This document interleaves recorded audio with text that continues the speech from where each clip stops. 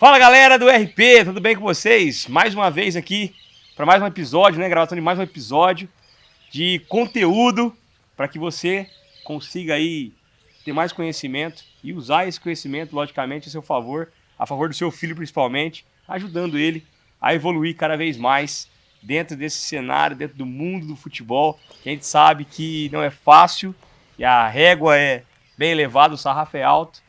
E quanto mais você puder ajudar nesse sentido aí, eu tenho certeza que você vai ter grande sucesso. E hoje eu tenho aqui um convidado mais especial, vai ser um bate-papo muito diferente. O que a gente vai tratar aqui hoje, pouco a gente sabe, eu acho, né? Daqui a pouco o nosso convidado vai falar sobre isso. É um craque também e vai contribuir mais uma vez para você aí, tá bom? Eu tô falando com o Vitor aqui hoje, o Vitor da Sensorial Move. Não, Sensorial, né? Isso. Sensorial Move é o aplicativo, é isso? Exatamente. Da Sensorial. O Vitor, que é sócio fundador, né? Da Isso. Sensorial. E vai falar um pouquinho com a gente hoje, pessoal, sobre a parte cognitiva, certo? Sobre como que a parte cognitiva do atleta interfere no jogo dele, no treino dele, na vida dele. Correto, Vitor? Exatamente. Saudoso aí, saudando vocês aí mais uma vez. Muito obrigado pelo convite, Fantini, todo o pessoal da RP. É uma satisfação enorme estar aqui. Eu sou um dos fundadores da Sensorial. A gente foi criada, né, e a gente foi se desenvolvendo para trazer para o ambiente esportivo informações que muitas vezes não chegam para as pessoas. Sim. Estou falando de atenção, de velocidade de reação, tomada de decisão, mas isso em métricas, né? Devemos esmiuçar tudo isso.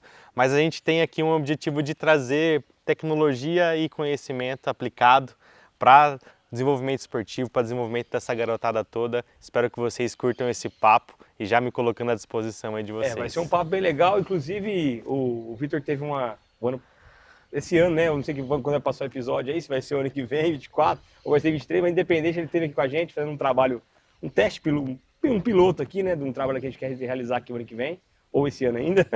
E ele falou que ele trabalhou, que você trabalhou aqui, né? Você passou Exatamente, por aqui, né? Passei por aqui, né? Na época que era... Lá atrás, conheço essa estrutura, conheço os campos aqui, pude ter oportunidades de estar vivenciando toda a parte de iniciação esportiva, projetos sociais esportivos com futebol, né? Então sabe que esse solo aqui é fértil, né? Esse solo aqui, com grandes craques aqui, com certeza. Aqui a água é boa também, né? Bom, vamos lá. Vitor, explica um pouquinho, cara, sua formação, o que a Sensorial faz, pra gente poder conectar o pai com isso e depois disso a gente destrinchar um papo aí em relação a isso. Legal. Minha vida inteira foi muito envolvida com esporte, assim, né? Desde muito cedo, participando de vida de clube, né? Então, jogou bola ou não? Joguei futebol, natação. Mas jogou ou maltratou aí? Não, assim, aquela coisa, joguei em quantidade, assim, uma coisa absurda. Jogou muito, joga muito. Mas sempre tive uma vida muito ligada a esporte, competição, etc. E quando eu decidi por optar por uma carreira, né?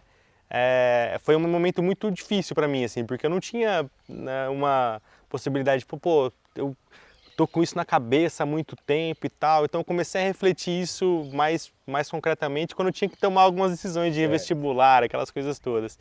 E o esporte começou a ser, e era uma coisa muito ativa na minha vida, né? E eu falei, eu quero trabalhar com isso. Certo. Mas a figura de treinador, de professor de educação física não me conectava tanto, sabe? Tá. Então, no final das contas, eu falei assim, quero trabalhar com esporte, mas vou ver outras possibilidades.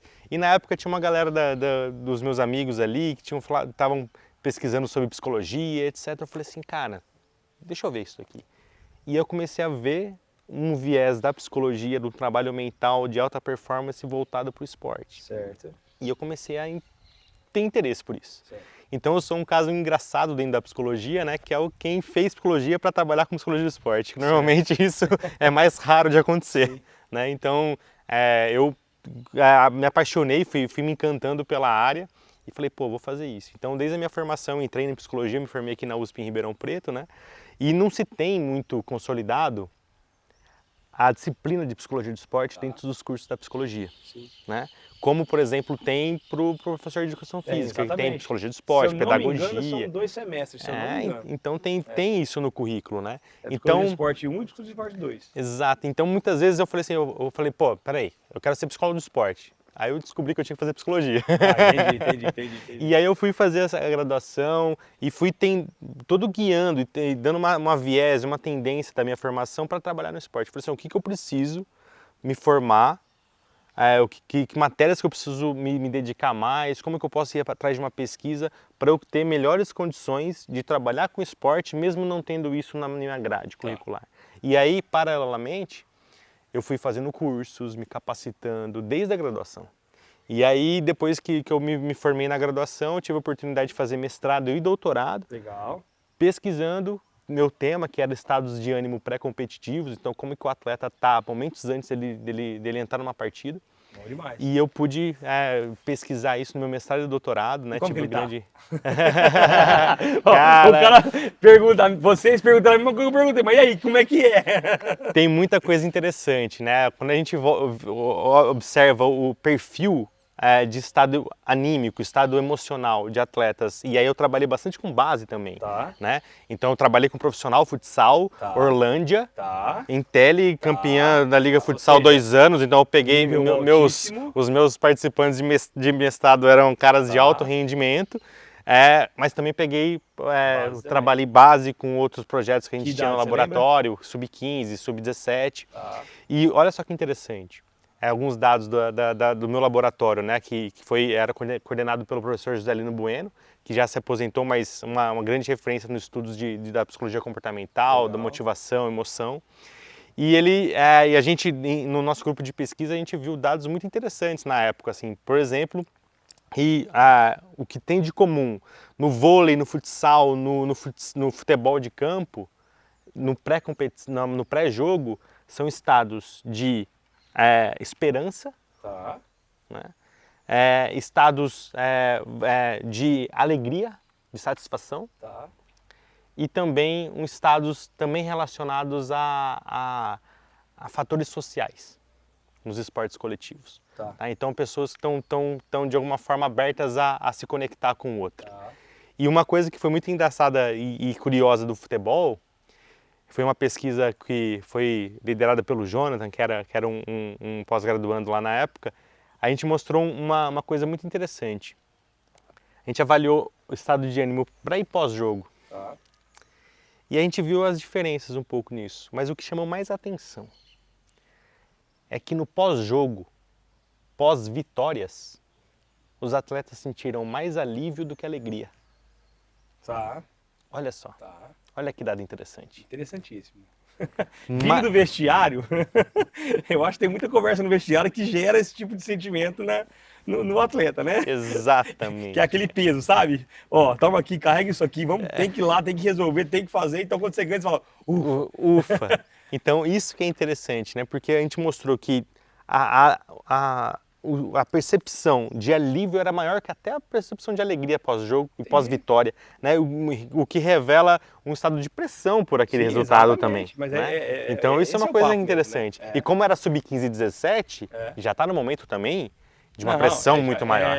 Uma pressão gigantesca, porque aí o nível já mudou, né? Exatamente. Você está num nível ali que é dali, ou vai trabalhar, né? Ou vai fazer faculdade, é um momento decisivo da carreira. Demais, né? Então aí eu fui estudando tudo isso, sou especialista, né? Tenho um título de especialista em psicologia de esporte também, né? Legal. E aí em 2016 eu, Milton e Caio, os outros dois sócios fundadores da Sensorial, a gente inquietos ali de falar, pô, será que a gente vai continuar na universidade produzindo ciência, mas para ficar restrita?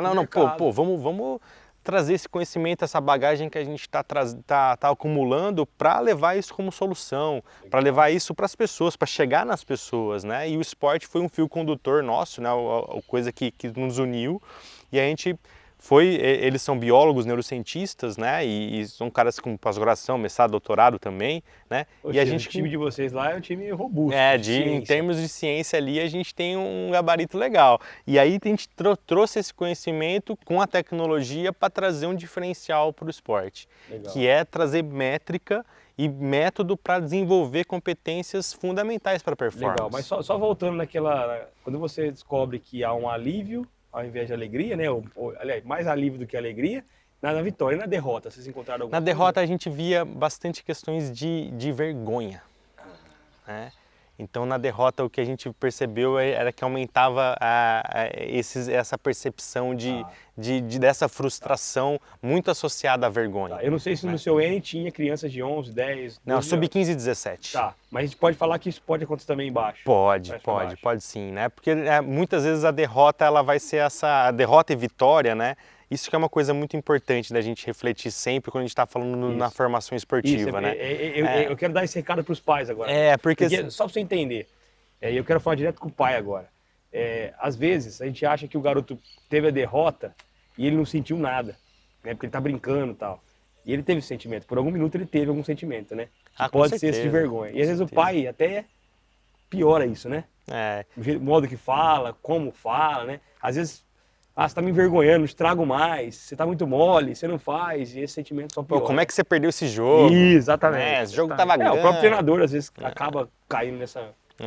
Então assim, isso é muito importante, né? Porque assim, o resultado é aquela coisa que você menos controla, né? Perfeito. Então no final das contas, assim, o quanto mais na formação esportiva, no desenvolvimento de atletas, o foco tiver no desempenho, no processo, melhor. Porque o resultado vai ser a consequência disso. Porque assim, ganhar um jogo jogando mal é possível, mas ganhar um campeonato jogando mal não dá. Não tem jeito. Então a gente precisa direcionar a motivação dos atletas para os processos, para as tarefas, para aquilo que eles precisam fazer bem para performar de uma maneira desejada, né? E muitas vezes a derrota e a vitória, ela vai trazer esse elemento emocional, motivacional impactante. Pô, eu tô fazendo tudo, fiz tudo bem e perdi o jogo. Ainda mais no futebol. Nossa, eu fiz tudo bem e perdi o jogo. Porque o futebol é um dos mais injustos que existe, né, cara? Então eu joguei bem pra caramba e perdi. Pô, acontece. Ou assim, ou joguei bem pra caramba, mas o meu adversário jogou mais. Ou eu treinei muito e o treinador me levou. Ou eu treinei pouco, enfim. Vai ter isso e assim, e como que a criança ou adolescente começa a lidar com isso, tem um repertório para lidar com essas situações, vai trazendo para ele também possibilidades de ressignificar alguma coisa, né? Uma derrota, como que ele pode entender isso como uma evolução, um crescimento, aprendizagem. Ou seja, o sentimento de vergonha existe, mas ele não é impactante. Tem outros sentimentos ali que vão ajudar a evoluir. E tudo bem sentir vergonha, né? A gente faz parte do jogo. Faz parte do jogo. A questão é não julgar e sim entender e compreender. Não aumentar esse sentimento e fazer com que ele vire algo ruim. Não trazer ele como um veneno e sim como talvez um combustível, né? Então a gente, obviamente, não pode julgar. Pô, o sentimento é genuíno, é legítimo, né? A criança que se sente bem ou mal ali, se sente envergonhado, frustrado, estressado, porque a derrota muitas vezes tem gente que vai lidar com mais frustração e tem gente que vai ficar com raiva pra caramba. E esse sentimento talvez ele não é inevitável, né? Não, isso... né? Às vezes a gente pode até dar uma maquiada nele, mas ele tá ali. Né? E quando o atleta erra, quem mais sabe que errou? O atleta. O atleta. Então aí tem muita gente que vem e o treinador aí. Naquele lugar que ele já sabe. Já aperta e roda, filho. Aí ele fala, pô, né? Então são cuidados que a gente tem que tomar, inclusive de feedback, de comunicação, que vão trazer o quê? Um crescimento emocional. Né? Porque muitas vezes a gente vai apertando algumas feridas, algumas coisas, tentando buscar o desenvolvimento. Vou fazer com que essa pessoa tenha mais casca. Não, peraí. Será que eu estou desenvolvendo essa casca ou estou abalando a autoestima dessa criança, desse adolescente? A feridinha está criando a casca boa ou você está cada vez correndo o sangue, exatamente, ela, né? Como é que a gente pode cuidar disso melhor, né? Então esse aspecto emocional, motivacional é fundamental para o desenvolvimento deles. Eles precisam aprender e é interessante, né? Aquela máxima, a gente aprende com os erros. Isso, eu não gosto muito dessa, cara. Eu gosto assim, a gente aprende com as experiências. Se a experiência foi um erro ou se a experiência foi um acerto, beleza, é outra coisa, mas a gente aprende com as experiências. Então, eles vivenciarem competição, vivenciarem uma boa orientação também sobre essa experiência, né? Total, uma significação disso, né? A vitória ensina, a derrota ensina, se isso bem conduzido. Exato, né? Perfeitamente. O processo que você falou agora há pouco, exatamente. Né? Perde o processo, isso aí. Bom, mas e aí, você volta lá e cria aí um sistema para medir tudo que a gente está falando aqui até agora. Cara, isso é muito legal, né? Porque isso que é uma coisa... deixa eu falar uma coisa. Quando a gente bateu o papo com você pela primeira vez, né? Confesso que a gente desligou e falou, cara, nós precisamos ver se isso de fato funciona, né? Se de fato, porque assim, é, é algo que fica meio que, será? Será? Pô, aí o cara veio aqui e aplicou. E quando a gente vê o resultado, e fala, caramba, a gente pega, eu e você sentou, nós sentamos aqui, olhamos os resultados de um menino, porra, é isso mesmo. Olhou o segundo, nossa, tô vendo ele. Nossa, terceiro, nossa senhora. Aí teve um que eu falei, meu Deus do céu, é esse aí, pode fazer em todos agora. Porque bate muito, né?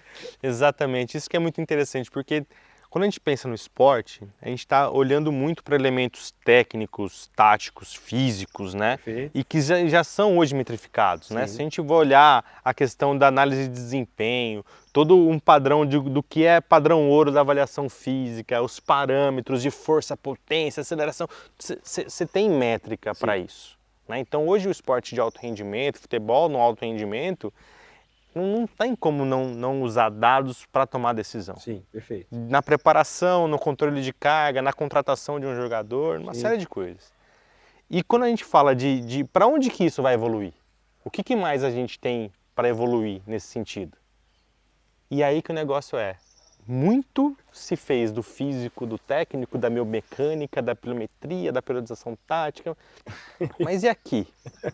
E o que comanda tudo isso não... Que horas que a gente vai olhar para o cérebro? Que horas que a gente vai falar assim, pô, peraí, vamos metrificar aqui? Porque a perna efetua, mas Exato. quem decide? É aqui. Né? Então, isso que é um elemento bastante interessante, porque a tecnologia permitiu para a gente hoje trazer mais condições da gente entender sobre o nosso cérebro. E isso que é interessante, a gente hoje, infelizmente, a gente não aprende nada sobre o cérebro durante a nossa vida, exato. até na escola. Sim. Né, eu costumo brincar, né, que na escola, na prova de ciências, né, dos sistemas, a gente tirava 8 porque os 2 pontos que a gente errava eram do sistema nervoso, que ninguém entendia nada, era complexo demais. Né? Mas de fato ele é, né? É complexo, mas a gente consegue traduzir isso numa simplicidade prática, De forma sabe? leiga também, né? De uma forma simples, de falar assim, pô, funciona assim. Então a gente sabe muito bem como que o pãozinho, o cafezinho que você está tomando agora vendo o podcast, tomando água, que caminho que ela faz, Certo. o pãozinho que a gente come. Certo. Da boca até o produto final. Isso, Mas como é que a gente faz aqui? O que acontece para que a gente execute esse movimento? Tem todo um processo acontecendo aqui dentro para que isso aconteça. Para que a gente E perceba... até antes de você comer, né? Para que a gente perceba a movimentação do meu jogador. Do camisa 10 dominar uma bola no meio do campo, olhar as possibilidades e efetuar uma tomada de decisão. Como é que acontece esse processo? A gente não sabe disso. A gente não sabe disso. Então isso é uma coisa que é bastante interessante. Hoje o cérebro ele consegue ser mapeado. Então a gente consegue ter testes, né? E nesse caso precisa ser um teste, porque se eu falar assim, ô Fanta, como é que é o seu nível de atenção de 0 a 10? Você pode 8. falar, 8. 8. Aí joga a garrafa, bate morro aqui. Pô, beleza. Não tem como ser um questionário. Tem que ser uma performance, tem que ser um teste, tem que ser uma resposta. E uma das formas mais interessantes da gente poder, no esporte, detectar essa capacidade cognitiva do indivíduo é com estímulo visual e resposta motora. O que um jogador de futebol faz? Ele usa o ambiente, informação visual e traduz isso em resposta de motora. forma muito veloz. Muito veloz, é incrível. O esporte é incrível, né? O esporte porque é muito veloz. coloca o ser humano num nível de exigência de performance assim, maravilhosa, né? A gente, nossa, se a gente pegar atletas versus não atletas ou sedentários e fazer testes nesse sentido, a gente vai ver a diferença. Né? Então isso é bastante interessante. Então a gente pegou o que tinha de melhor da literatura dentro dessa perspectiva e falou, vamos trazer isso para as pessoas, vamos embarcar isso em tecnologias, em diferentes linguagens, tanto realidade virtual quanto aplicativos mobile. Que é o que você fez aqui, o teste. Que é o que a gente fez aqui. Então a gente consegue hoje, através de um teste, identificar tempo de reação simples, o tempo de decisão e a qualidade disso também, o controle de impulsividade e o nível de atenção, que é assim... Determinante para os outros todos. É determinante. A atenção ela é essencial para a nossa vida, para a nossa produtividade, independente se é atleta ou se é advogado, se é médico, se é engenheiro. E o que é essa atenção? A atenção é um processo natural. Tá? A gente sempre está prestando atenção em alguma coisa. Ok, então eu acordei e tô atento a alguma coisa. Você está prestando atenção. também. Dormindo também. Dormindo também, não tá atenção. O teu cérebro tá fazendo um monte de coisa muito boa, Senhora. cara. O cérebro tá fazendo tanta coisa boa durante o sono que a gente desmerece muitas vezes o que a gente a qualidade do nosso sono. Mas esse é papo para um outro dia. Mas vamos falar aqui. sobre sono. É. O sono é bastante importante. Tá. Mas a atenção, a gente está sempre prestando atenção. Então, quando o treinador fala assim, ou o pai, você pai, Isso, que boa, está aí manda pra ele escutando a direto, gente, recado né? aí. E fala assim pro filho, presta atenção! Presta atenção em quê? Presta atenção em quê? Porque ele está prestando atenção. Talvez não no que você quer que ele esteja, Entendi. mas ele está prestando atenção. Entendi. Em alguma coisa, seja externa ou interna. Tá. Então, a atenção, ela é um processo natural, primeiro. O interno geralmente é um diálogo interno que ele tem? Um diálogo interno, um pensamento, um sentimento que ele está tendo, alguma questão que ele está que ele tá olhando para um lugar, mas não é aquela informação que está na cabeça dele. Tá rolando outra coisa. É outra coisa. Ou seja, a atenção É um Tá ali. processo, tá sempre ligado. sempre acontecendo.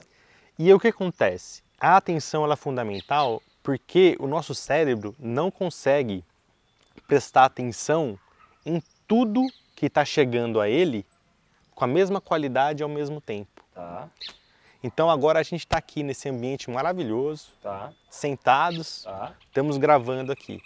E você está com a perna cruzada. Certo. Você estava com a perna cruzada, você está de relógio. Sim. Assim, o relógio sempre teve aí. Mas Sim. quando eu falei relógio, o que olhei pro aconteceu? relógio. Você olhou, É. você sentiu ele mais. Isso, exatamente. Ou seja, eu dirigi um pouco da sua Sua atenção atenção pra para isso. Mas isso sempre chegou no seu cérebro. Tá. Então o cérebro está sempre captando tudo isso. Tudo que você está vendo aqui no vídeo está captado. A copo de água que está do lado, a posição que você está, o que você está usando. Essas informações sensoriais estão chegando para você. E o nosso cérebro está recebendo tudo isso, mas ele não dá conta de fazer tudo ao mesmo tempo. Tá. Então ele precisa filtrar. Então a atenção é um processo fundamental porque ela é o filtro do ambiente. Tá. Dentre essas milhares de informações que estão chegando, quais são as principais para eu entender, para eu dar qualidade, para eu processar, para eu poder tomar uma decisão melhor? Então a atenção, ela é um filtro, Tá. ela funciona como um filtro. Então se o aluno está lá, o atleta está lá jogando, e aí de repente tem um treinador falando, de repente tem o pai falando, de repente tem a torcida falando, o adversário falando, O amigo dele dentro de campo falando. todo mundo falando. seja- Calma aí. Para quem que eu vou prestar atenção? Tá. Quem que eu vou filtrar aqui? Dominou a bola, eu tenho que entender como é que está a movimentação dos meus adversários, onde que eu estou, o que eu tenho que fazer, Ou quanto seja, que tem está o 10 jogo. atividades acontecendo pra ele... Muita coisa. Então o nosso cérebro está sempre fazendo isso, filtrando elementos do ambiente que vão ser processados com mais qualidade para eu ter condição de tomar melhores decisões. Então a atenção, olha o enunciado bonito. A atenção, ela é o filtro do ambiente e o início do processo de tomada de decisão. Então um jogador que é desatento, ele tem possibilidade de tomar piores decisões, ou de sustentar sua performance por menos tempo. Porque a atenção, o nível de concentração nosso, permite que a gente consiga permanecer numa tarefa de maneira efetiva por mais tempo. Tá. Então isso é uma condição bastante interessante. Então, concentra, vamos concentrar, pessoal! É. Eu falo muito disso. E né? essa desatenção, ela acontece por quê? A desatenção, muitas vezes quando a gente coloca bastante energia ou dá qualidade para processamentos de elementos que não são relevantes. Então a gente... por quê? Porque nossa capacidade de processar informação é limitada. Perfeito. Então quando eu tenho o relevante e o irrelevante brigando, eu tenho ruído. Então se eu dou a mesma atenção para o que é importante, para aquilo que não é importante, eu concorro em informação. Então eu vou ter uma perda de produtividade, de eficiência. Quando a gente vê então um garoto dentro de campo, desatento, Tá pensando em outra relação coisa. com outro tipo de... Ou talvez medo, ou não. Tá Pô, ligado a isso? fatores emocionais Sim, vão bastante. bagunçar tudo isso daí. Sim. Mas assim, se ele tá pensando em outra coisa que não no jogo, se ele tá escutando coisa que tá fora e não prestando atenção aqui. Tipo, tá rolando uma briga na arquibancada, por exemplo. Ou ele tá alguma ligado coisa lá. ali, o barulho da torcida Aqui vai adversária tá interferir, demais. Se ele está processando isso com a mesma qualidade com que ele precisa entender a movimentação do seu companheiro, a bola que está chegando, ele vai ter perda de performance. Tá, e se ele não tem consciência disso, ele acaba fazendo isso sempre. E aí, quando você tem consciência, você consegue... dá para treinar. Dá para treinar. A pergunta é essa. Então quer dizer que, e se eu não tenho consciência disso, pode ser que interfira. Mas se eu treinar, eu consigo blindar isso. E focar no que realmente é relevante. Exatamente. Dá para a gente trazer uma série de estimulações que vão trazer condições melhores desse cérebro estar mais atento. E conseguir filtrar melhor as informações. Ou seja, é adaptável, é treinável. É adaptável. E muito que eles estão fazendo em campo hoje já está desenvolvendo isso. Porque o próprio treino traz isso. Os jogos também, né? Porque ele tem que se adaptar cada vez mais. Exatamente. Então, assim, isso já é uma exigência, já é uma demanda que eles têm correntemente de melhorar a sua atenção. Né? Até mesmo pela carga de treinamento. Porque uma das formas de desenvolver a atenção é com atividade física. Né? Então isso é importante para o desenvolvimento deles, partindo para o profissionalismo ou não, né? A questão do que eles estão fazendo aqui dentro de campo, o desenvolvimento deles é sensacional do ponto de vista cognitivo.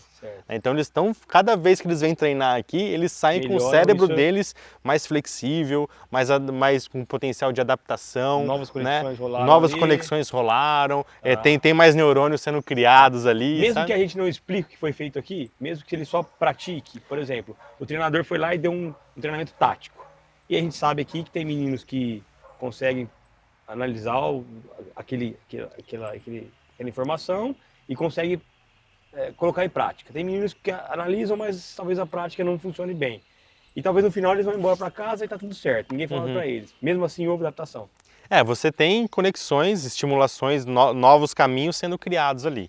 Né? Obviamente, quando você consolida isso com uma fala, quando você traz imagens diferentes, quando você explica no quadro, depois executa no campo, volta para o quadro, você vai consolidando alguns desses caminhos, fazendo com que essas redes neurais trabalhem melhor. A gente ouve muito isso, né? A criança tem que fazer, a gente tem que fazer para aprender. Nem sempre, né? Acho que faz parte do processo também. Né? É importante saber executar, mas eles também saberem explicar, também reforçam tudo isso. Então, se ele tem uma explicação, ele pratica, ele retoma isso e ele passa para frente, ele consegue reter mais essa informação. A questão principal se a gente, quando a gente está falando de desenvolvimento esportivo, físico, de habilidades técnicas, muitas vezes a gente fica muito preso no repetitivo e previsível. Isso é muito importante para a aquisição de novos comportamentos motores, para novos aprendizados, é bastante importante. Mas chega uma hora que o repetitivo e o previsível exigem menos do cérebro. Perfeito. E aí, que é o hábito, né? Vamos dizer assim, o pessoal fala assim, não, tem que ser automático, tem que jogar no piloto automático. Não. Cara, o jogo é imprevisível, o jogo é aleatório. Eu preciso de um atleta que faça melhores leituras, que consiga se adaptar melhor e resolver problemas, né? Então, inclusive esse é um dos nossos diferenciais da nossa metodologia aqui. A nossa metodologia carrega justamente isso. O previsível e o repetitivo aqui, ele não tá diariamente no nosso trabalho, pelo contrário, é o imprevisível que faz parte do jogo. Exatamente. Então, assim, quanto mais a gente trouxer situações de jogo, problemas, questões de aleatoriedade, imprevisibilidade, do que ficar constantemente repetindo ações, mais flexível esse atleta vai ser. É uma frase do Ancelotti, agora recente, né? Ele fala, cara, eu não fico falando muito o que os caras têm que fazer. O Vinícius não domina a bola lá, ele vai falar, vai pro fundo, né? Porra, velho, deixa o cara fazer o negócio. Exato. Né? Então, assim, isso tem uma fase de aprendizagem que é importante. Que é a orientação, que é dar possibilidades. Você dominou aquela bola ali, você tem três opções, você tinha aquela opção, aqui, isso vai gerando repertório, vai guiando como que esse aluno vai ter um escaneamento visual, para onde que ele precisa olhar, possibilidades. E aí ele vai se adaptar de acordo com a previsibilidade do dia. Isso. Então ele pega a bola numa chuva, ou um cara maior, um cara menor marcando, dois marcando. Exato. Então, assim, a gente precisa trazer para os alunos as possibilidades que ele tem, para ele poder entendê-las e não falar assim, ó, só tem uma ação para fazer. É isso aqui que eu tenho que fazer. Não, ele precisa ter esse repertório. Então a orientação é fantástica, a condução, mas chega uma hora que você tem que também dar um pouco de autonomia. Deixa rolar. Deixa ver como é que ele resolve o problema. Tá. Deixa E aí ele depois sentir você o feedback. orienta. Deixa ele ver como é que ele resolve e depois você dá o feedback. E o feedback, uma dica aqui. O feedback muitas vezes está no erro. Ou só no erro.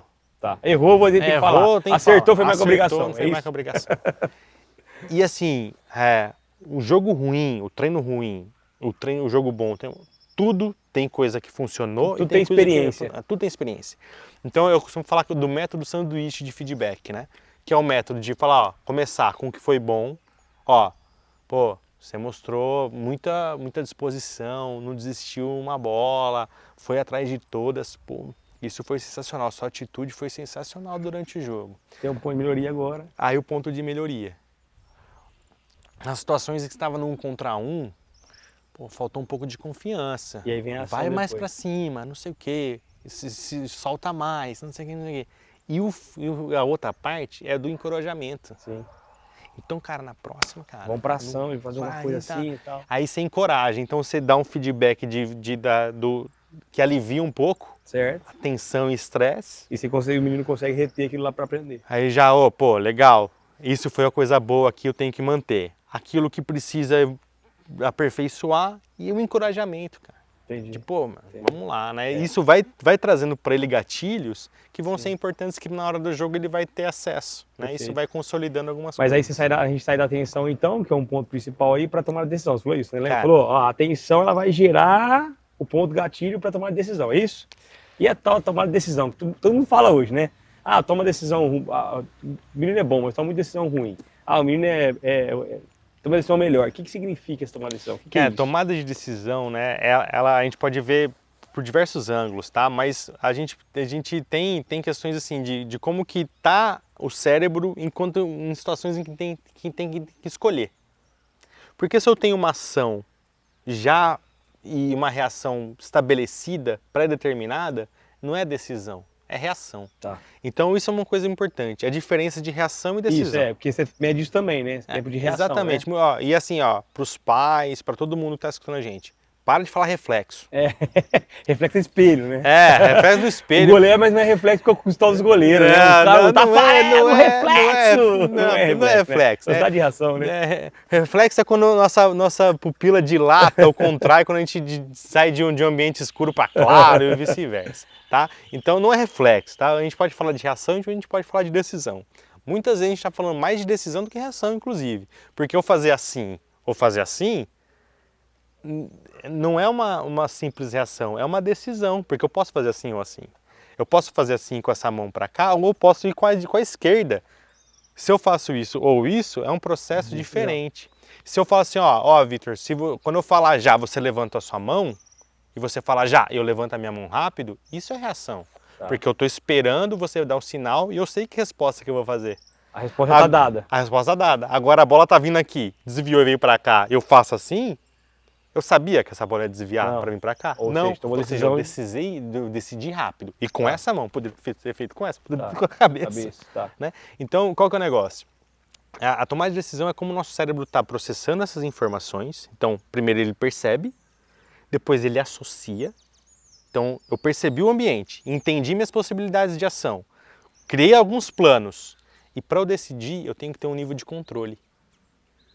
Porque eu tenho 2, 3 opções. Que tem a ver com a impulsividade ou não? Tem a ver com a impulsividade. Que é o controle de impulsividade. Então, para eu decidir, a tomar decisão é um resultante de um processo de prestar atenção no ambiente, entender esse ambiente, associar as informações e com base nos planos que você eleva, né, os planos que você cria, você decidir com controle aquela melhor opção. Então, em milésimos de segundo. Em milésimos de segundo. Então você sempre pensa lá, o zagueiro vai sair jogando um tiro de meta. O zagueiro dominou a bola e ele já está prevendo dar o tapa para o lateral. Ele dominou, já saindo de lado aqui, de repente essa linha de passe é cortada.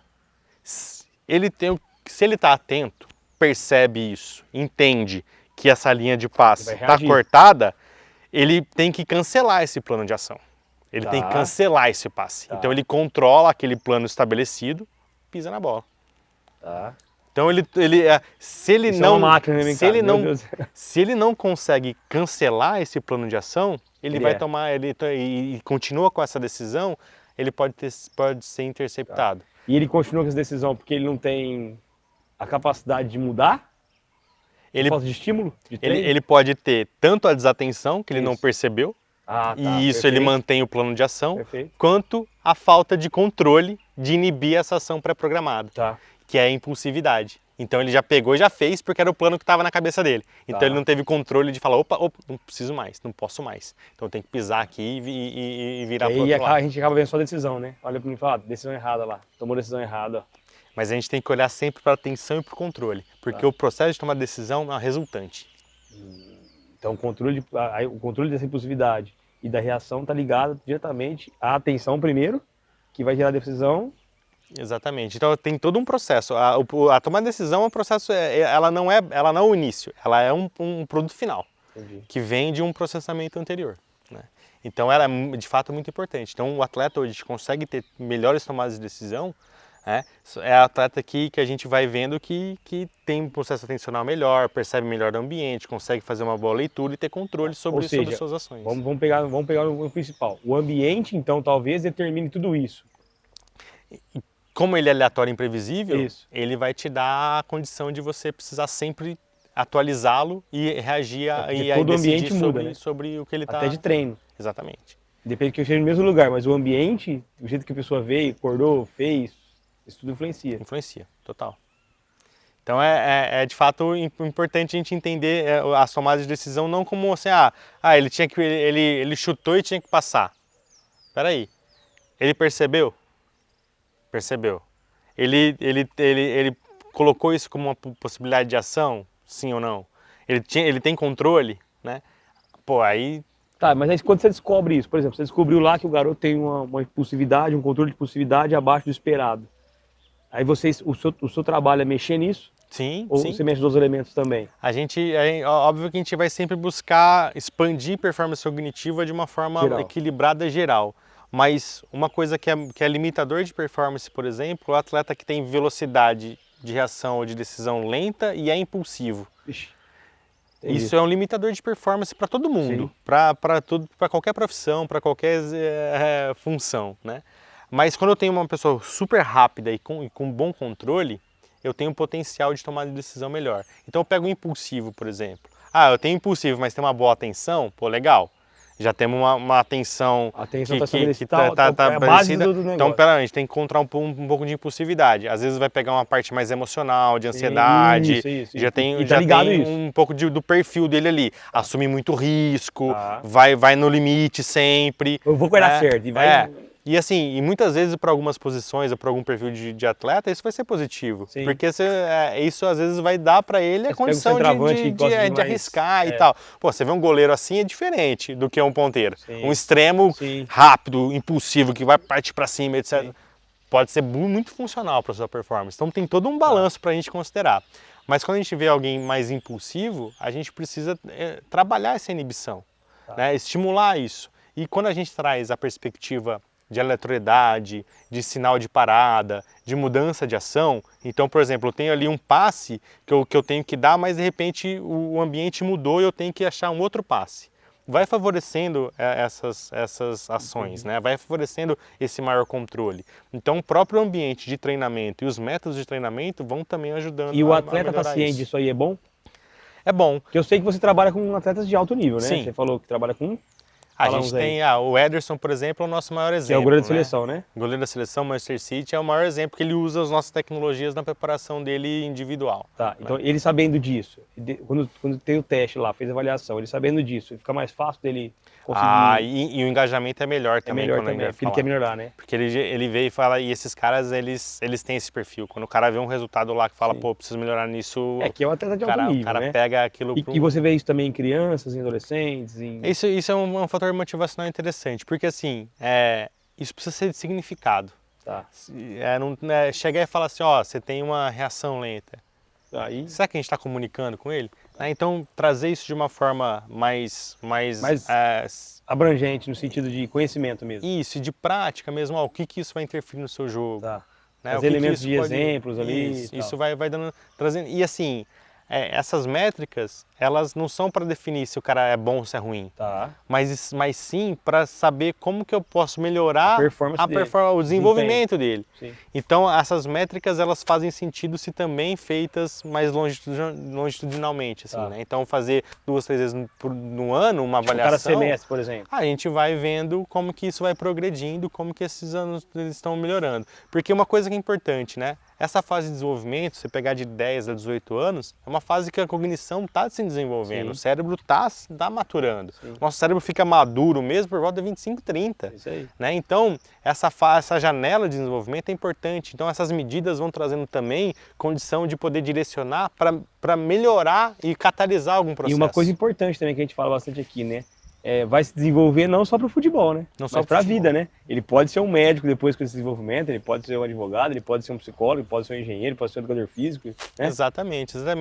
As funções executivas hoje tem uma literatura muito vasta mostrando a correlação de pessoas que têm funções executivas como atenção, controle inibitório, memória operacional, enfim, algumas habilidades cognitivas mais desenvolvidas correlacionadas com sucesso profissional, relacionadas com elementos de aprendizagem, até questões sociais. Né? Então, assim, hoje a literatura respalda isso, que um cérebro mais flexível, adaptado, que funciona melhor, tem diferencial no que a pessoa vai fazer de vida, né, e de carreira. Pô, que legal, gente. Ó, eu não sei quanto tempo passou aí já, eu acho que foi uns 40 minutos, 45 minutos aqui, papo muito bom, né? Vocês viram que o homem conhece mesmo, estudou mesmo, eu tô aqui meio leigão aqui e perguntando mesmo pra gente poder entender. E assim, muito legal, acho que contribui muito porque a gente pensa aqui, né, da nossa forma de ensinar, como os pais também vêm aqui. Eu tenho certeza que contribui muito também para que os pais também lá, né, tomem consciência agora, tomando o cafezinho deles lá, oh, caramba, né, meu, tô criando um ambiente que talvez tá tirando meu filho de uma atenção melhor, né? Exatamente. Todo esse processo. E assim, o recado para os pais também é muito importante, né? A prática esportiva, então parabéns vocês por tomarem essa decisão também, ela vai ser fundamental para o filho de vocês, para a filha de vocês, no esporte e fora dele, né? A experiência motora, de riqueza, de pressão, de vitória, de competição, tudo isso vai agregar habilidades pessoais importantes para o desenvolvimento. Então, aquilo que vocês estão fazendo aqui é de fato diferencial na vida de cada um deles. Então, muito legal. Muito bom. Gente, vocês sabem que nosso tempo é curto, né? Até para que vocês também aí mantenham a atenção durante 40, 50 minutos, é isso? Tô certo ou errado? Mesmo. Quanto maior... Atenção sustentada. Atenção sustentada. Então, para que vocês mantenham a atenção aí e consigam captar esses ensinamentos aqui, que são ricos, a gente tem um tempo breve aqui. E eu quero agradecer vocês mais uma vez. Quero deixar meu muito obrigado aqui pro Vitor. Vitor, obrigadão, cara. Foi sensacional. Quem quiser conhecer ele, fala um pouquinho mais aí de como te conhece, como te encontra. Vocês podem seguir a gente lá no Instagram, Sensorial_Life, ali a gente tem toda a comunicação, a gente tem diferentes tecnologias, a gente também tem um atendimento direto ao atleta que está buscando isso, e também profissionais são capacitados com as nossas tecnologias para melhora da performance cognitiva e, em consequência, esportiva. Então, fica o recado. E só com qual idade vocês começam a trabalhar? A gente tem trabalhado com 9 anos completo para cima. 9 completo. Exatamente. Porque aí a gente tem mais a base de dados, inclusive, para comparações, para a gente poder guiar um pouco do trabalho. Mas hoje a gente está atendendo atletas de diversas modalidades, de vários níveis esportivos e competitivos. Então está sendo bem legal. Então, para quem é de Ribeirão, a gente tem uma estrutura aqui para atendimento direto, e para quem é fora de Ribeirão, a gente tem os nossos aplicativos, que é o Sensorial Move, que a pessoa pode baixar e ter ali um programa de avaliações, de treinamento de funções cerebrais, que vão ser tanto para o esporte quanto também para a vida toda, né? Então hoje a gente tem não só atendimento de pessoas que estão envolvidas com esporte, mas a gente tem atendimento em empresas, a gente tem porque é o que a gente falou agora no final, né? O cérebro vai desenvolver uma coisa só, né? Exatamente. Ele não sabe se é o futebol, se tá no dia a dia da empresa, ele vai estar adaptado àquilo, né? Então clínicas que estão ali preocupadas com o público que está num declínio cognitivo, público 60 mais, a gente tem uma aplicação bastante ampla, mas nosso DNA começou lá no esporte de alto rendimento e a gente continua essa trajetória aqui. Que legal. Gente, então, muito obrigado mais uma vez. Quero agradecer aqui ao Lock Móveis, ao Claudinei, por mais uma vez, ó. Deixar a gente tá confortável aí. Tá show de bola. Então, Claudinei, obrigado mais uma vez. Sem isso aqui, a gente estaria com uma cadeirinha de plástico ruim aqui, mas só show de bola. O homem deixou com a gente aqui, ficou muito legal. E também agradecer a RB Filmes, o Rafa e o Wellington, né, que tá aqui atrás com a gente e fazendo todo o processo aqui. Tem gente aqui atrás trabalhando com a gente bastante, ficando ligado aqui. Então, obrigado mais uma vez a vocês e se liguem no próximo capítulo, que em breve, no próximo episódio, que em breve tá aí. Curtam esse aqui, compartilhem o link, manda para todo mundo aí, fortaleça a comunidade. Beijo no coração, Vitão. Abraço. Tamo Valeu. junto.